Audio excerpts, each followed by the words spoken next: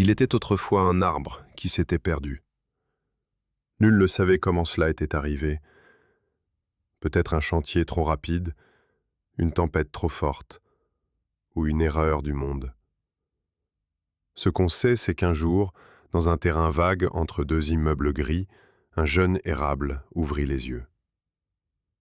Autour de lui, du béton, du silence et un ciel sale.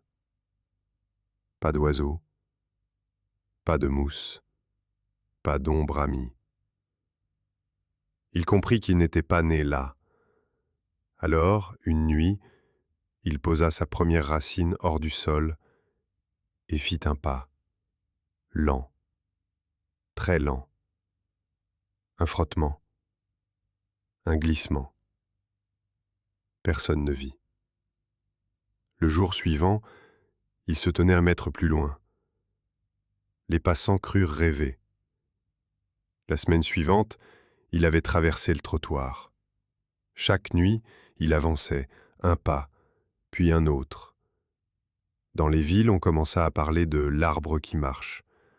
Il laissait derrière lui des empreintes de terre humide et parfois une feuille tombée.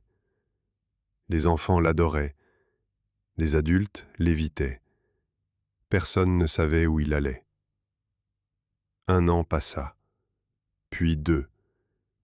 Il traversa les routes, des friches, des quartiers entiers.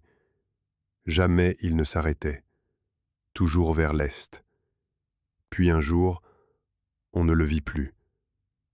Certains disent qu'il est rentré chez lui, qu'il a retrouvé sa forêt, qu'il a planté ses racines dans une clairière qu'il reconnaît enfin.